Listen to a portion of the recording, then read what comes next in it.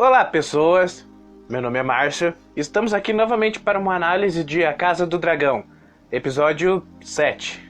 A HBO deu uma boa caprichada nesse episódio, aliás, apesar de daquele meio do episódio ali ser muito escuro. Eles exageraram um pouco na escuridão nessas cenas, hein? Daquelas que você passa na praia e tal. É que eles usaram essa questão da noite americana, que é mais fácil pra gravar, fica mais natural e tal, que pra quem não sabe, noite americana é quando eles gravam uma cena de dia e depois escurecem tudo na pós-produção pra ficar parecendo de noite. Que assim eles economizam com luz e tal. Ok, foi só esse momento que eu tenho mais pra criticar. Que o resto do episódio foi que foi, né? Ele já começa no velório da Laena Velaryon. Mas aqui, eu achei muito interessante como eles mostram o velório dos Velaryon, por ser tão assim diferente dos Targaryen.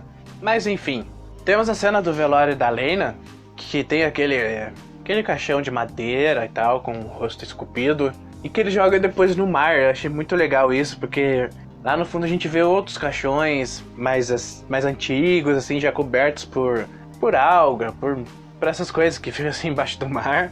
Eu gostei demais, cara, porque enquanto os Targaryen tacam fogo nos seus cadáveres, que é uma tradição deles, os Velaryon devolvem os seus corpos aos mares, sabe? É o lugar onde eles mais dedicaram a vida deles. E aqui já começa a treta do episódio, né? Porque enquanto o tio da Laena tá fazendo lá aquele discurso e tal, ele vai dando umas indiretas pra Rhaenyra que são bem óbvias, né? Assim, se for Alto Valeriano, quase todo mundo ali perdeu o que ele falou, mas quem sabe, sabe, né? E até o Daemon deu uma risadinha, aquela risadinha esquisita do Matt Smith, que o cara nem tentou esconder ali. Ele falou, essas porra é tudo bastardo, né? E a Rhaenyra já mostra esse incômodo dela com relação a isso. E ela até toma uma atitude mais fisicamente de proteger os filhos, porque boa parte do episódio ela tá assim, abraçando os filhos e tal, protegendo eles, entende? E bom, logo depois desse velório, tem aquela recepção, né? Não vou chamar de festa, porque a mulher morreu, né? Então, tá um climão, cara. Nossa, que clima. E eu gostei que aqui já começa a aproximação das crianças. As crianças nesse episódio, pra mim, roubaram muita cena, de verdade. Porque tem o Jack Harris, né? Que o Jack Harris também tá de luto, sabe? Você tem a Rhaena e a Baela lá com o luto delas, por causa da mãe, né? Mas o Jack Harris, ele também tá de luto. Ele perdeu o pai dele. Ele sabe que o Harwin Strong lá, que morreu no último episódio, era pai dele. E ele sente esse peso, ele tá sentindo esse pesar, ele tá em luto, mas ele não pode demonstrar esse luto, sabe? É legal de ver que ele vai lá, né, falar com as primas dele e tal, só que ele não... O que ele vai falar? Ele é só uma criança, ele não entende muito bem isso, entende?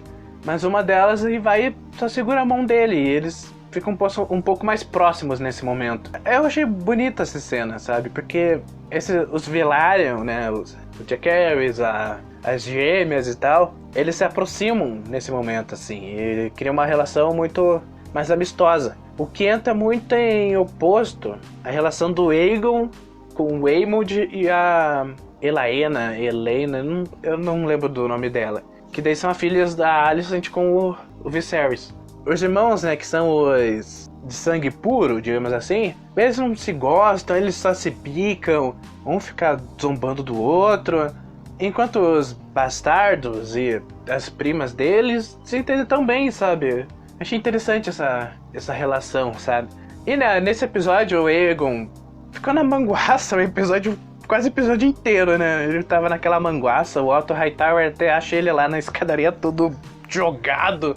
E acho que isso entra no tema, em outro tema que é principal assim nas Crônicas de Gelo e Fogo e no próprio Fogo e Sangue, que é a questão dos segundos filhos. Pra quem não sabe muito bem disso, não entende, tem essa questão de Westeros dos segundos filhos que, enquanto o primogênito, né, o mais velho e tal, ele ganha o direito à associação a tudo. Se ele for filho do rei, por exemplo, ele se torna o futuro rei, ganha terras e os caramba, enquanto o segundo filho tem que se virar por aí. E aqui em Casa do Dragão, nós temos muitos segundos filhos. O Otto Hightower mesmo, ele é um segundo filho. Tanto que ele teve que ir pra corte em Porto Real pra fazer o nome dele. Ele fez, né? Se tornou mão do rei do Jaehaerys, depois do Viserys, então...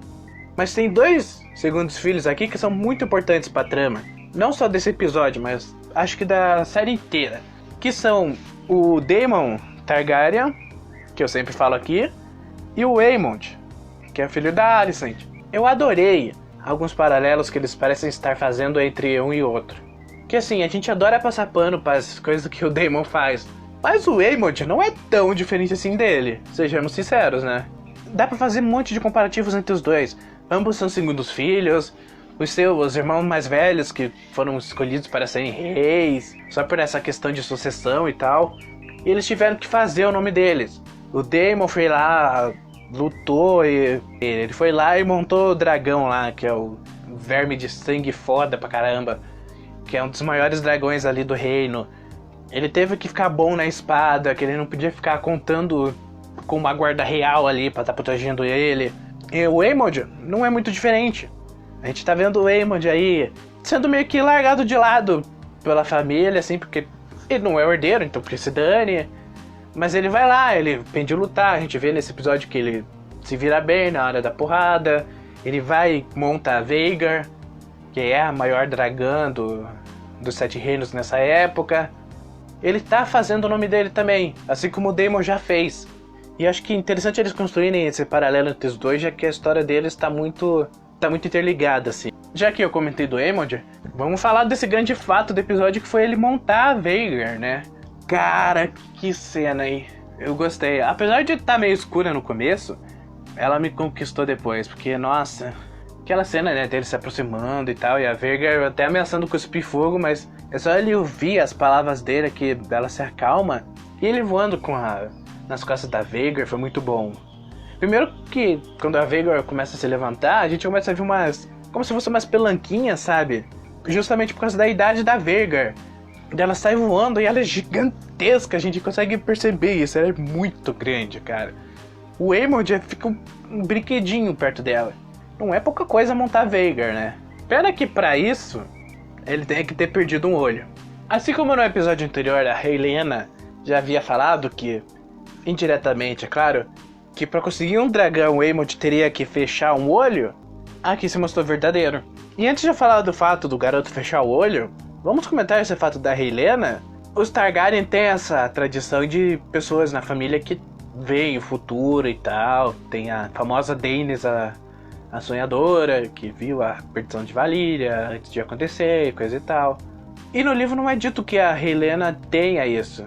Ela é toda esquisitona e tal, e isso faz sentido, porque essas Targaryen que vê o futuro, alguns não ficam muito bem da cabeça não. Tem alguns que caem na manguaça, né, e no caso dela, ela fica com essa coisa esquisita envolvendo aranha e esses bichos doidos. Mas beleza, vamos pro mais importante, que é o Aemond. Que agora, né, o Aemond o caolho. Primeiro que ele desceu da Vhagar, já foram lá, as gêmeas e os filhos da Rhaenyra já foram lá cobrar o cara. Chegaram lá falando, né, mas que parada é essa aí, irmão? Pô, tá montando o dragão da Lena, pô? Qual é? E ele fala, sim, foda-se, caguei pra vocês, tô montando agora. E isso eu acho importante, porque antes, no episódio anterior e até no começo desse episódio, o Aemond parecia muito mais retraído, sabe? E agora que ele montou a Vhagar, é como se ele tivesse conquistado no orgulho próprio dele, entendem? Isso ia dar certo? Óbvio que não. Deu muita treta, né? Tanto que foi os 4 pra cima dele. E ele dá uma surra em quase todo mundo.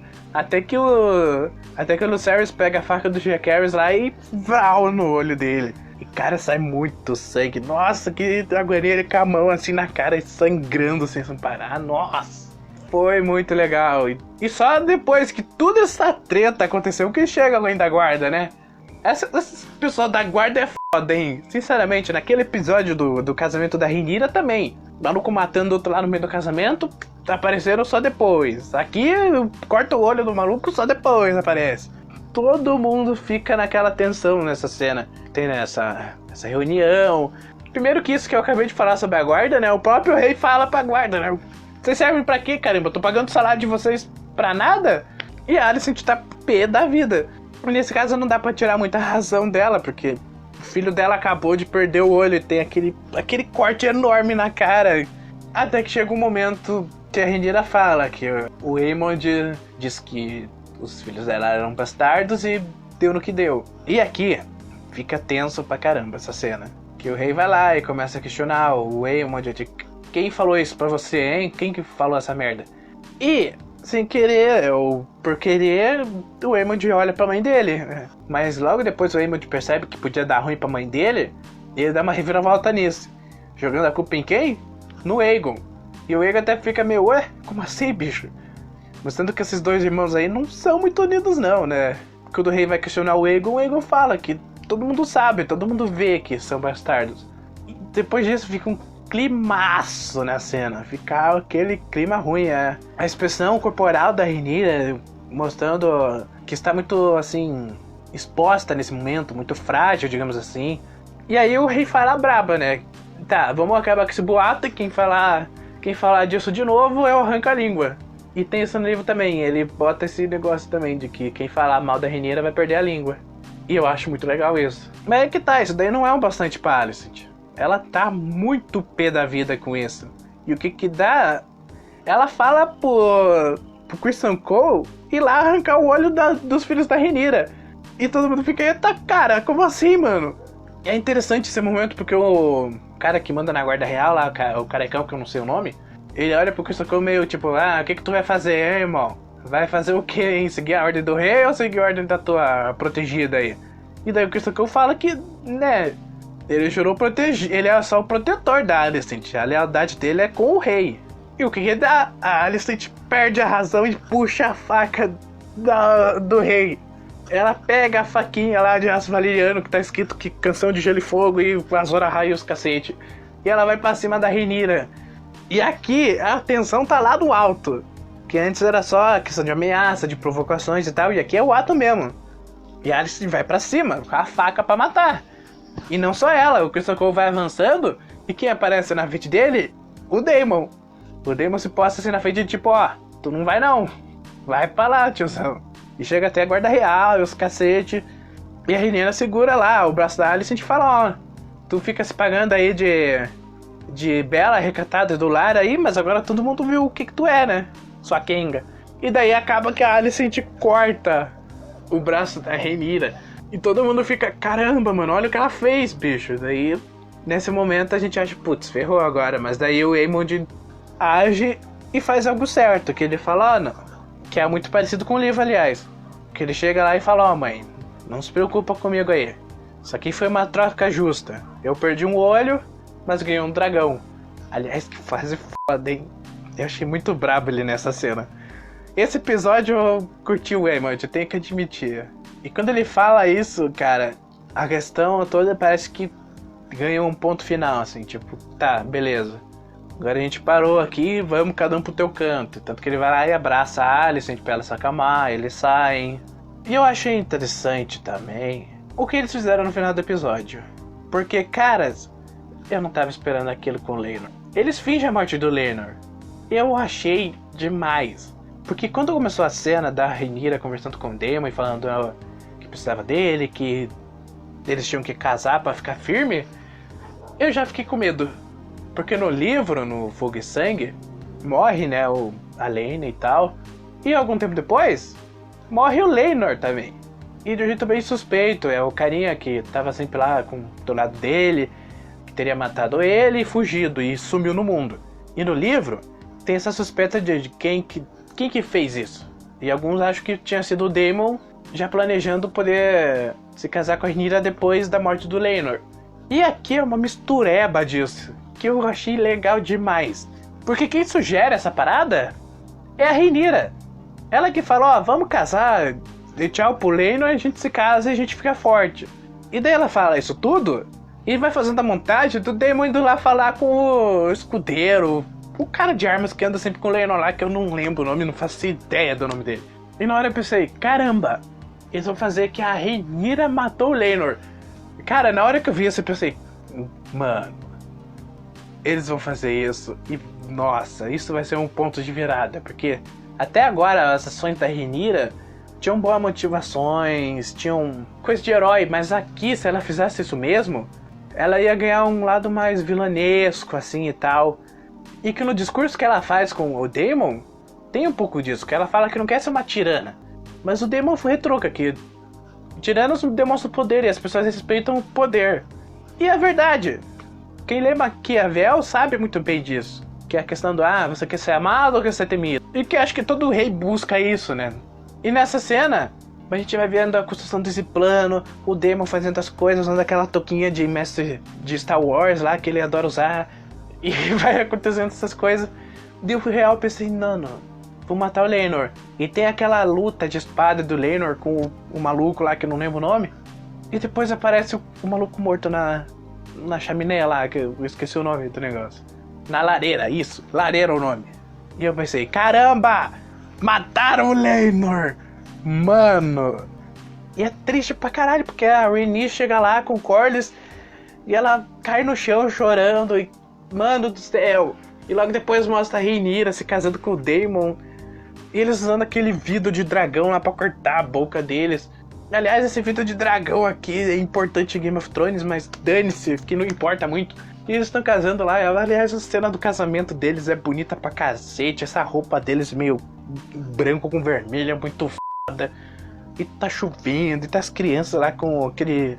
aquele mestre lá que eu não lembro o nome, esqueci, que droga. E eu pensei, caramba, mataram realmente o Laenor. Mas aí... Vrau! Chega a última cena do episódio. Nós temos o carinha que eu não lembro o nome, empurrando o navio. E vem um maluco correndo de touca pra ele. E eu pensei, tá, pode ser o Daemon indo lá pra matar ele e acabar com isso tudo. Porque acontece que nos livros eles suspeitam que esse cara aqui, né, que eu não lembro o nome, ele sumiu no mundo. E tem gente que suspeita que quem fez isso foi o Daemon, que foi lá e matou ele e se livrou do corpo, né. Mas não! É o Laenor! Careca, mas é o Laenor, dá pra reconhecer ele. E é muito bom isso, me pegou completamente desprevenido. É outra coisa que eles mudam e que fica melhor. Porque não fica nessa coisa de, vamos matar o Laenor e acabou, assim, sabe? Nesse final, o Laenor parece que tem um final feliz, assim, sabe?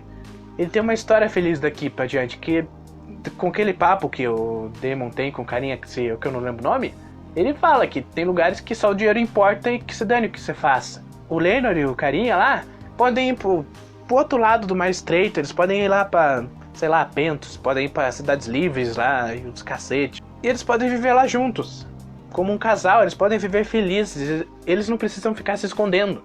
E ele vai ter esse final feliz assim pra ele, sabe? Eu curti isso, porque é fiel ao livro, indicando o assassinato dele, só que dá um final feliz pra ele de qualquer jeito. E eu adorei esse final. E que entra como um assunto que é um dos principais desse episódio, que é o fogo e o mar. Na conversa que o Daemon e a Rhaenyra têm lá, após toda aquela treta do episódio, ela fala que o fogo é como uma prisão, enquanto o Daemon fala que quem foi esperto mesmo foram os Velaryon, que escolheram o mar, porque no mar tem uma fuga, tem uma escapatória, e que entra muito nisso que a gente vê no episódio. Eu diria que até na série, em alguns casos. O que aconteceu com o Laenor nesse episódio foi muito isso. O Laenor não tava de cabeça no jogo, entende?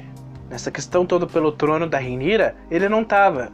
E nesse episódio, na conversa que ele tem com a Rhaenyra, ele sugere que quer participar disso, que quer ser um pai, que quer ajudar ela e tal. Mas o melhor jeito que ele pode ajudar nisso é indo embora. E por onde? Pelo mar. Mas quem tá na briga pelo trono não tem isso. O Criston Cole lá, alguns episódios atrás, ofereceu pra Rhaenyra a chance de ir embora e ter uma vida comum em algum canto. Mas ela não foi. Ela não queria. Ela quer o trono. E essa é a prisão do fogo.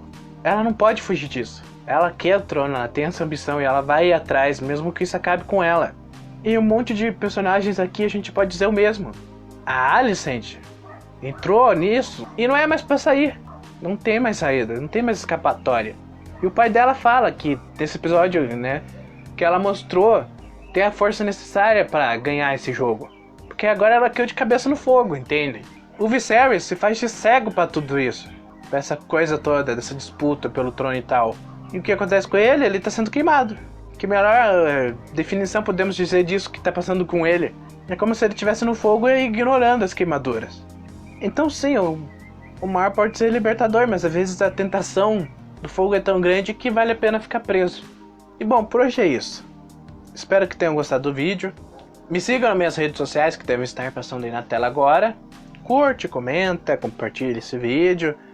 Vocês estão acostumados a ouvir isso em todo canto, né? Mas é bom reforçar que ajuda demais. E bom, é isso. Até!